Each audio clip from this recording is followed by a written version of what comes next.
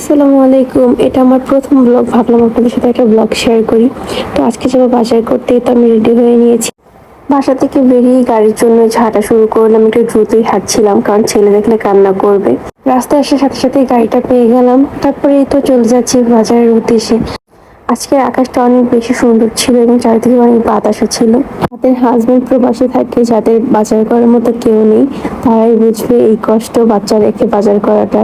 তো চলে আসলাম বাজারে। আমাদের বাসা থেকে বাজার আসতে মাত্র 10 মিনিটের মতো লাগে। এখন আমি যাবো একটু ব্যাংকে কারেন্ট বিল জমা দেওয়ার জন্য। এইটাতে লাইনে দাঁড়িয়ে আছি। আজকে মানুষ খুব কম ছিল, যেহেতু দুপুরবেলা এসেছি আমি। কারেন্ট বিল জমা দেওয়ার পর এখন আমি চলে যাচ্ছি কিছু সদাই নেওয়ার জন্য।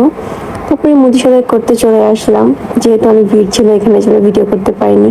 তারপর আসলাম কিছু কাঁচা বাজার করার জন্য। এখানে আমি ঘুরে ঘুরে দেখছিলাম যে কি কি নেওয়া যায়। কিছু সবজি কিনবো, যার কারণে সবজির দোকানে চলে গেলাম।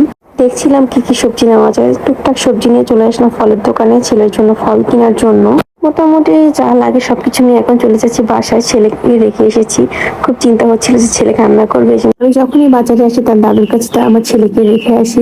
আর বাচ্চা নিয়ে ঘরে বাজার করা যায় না, আর ওরা খুব অস্থির হয়ে যায়। তারপরে এই তো দেখতে দেখতে চলে আসলাম বাসার সামনে। বাজারগুলো এখন গুছিয়ে নিব।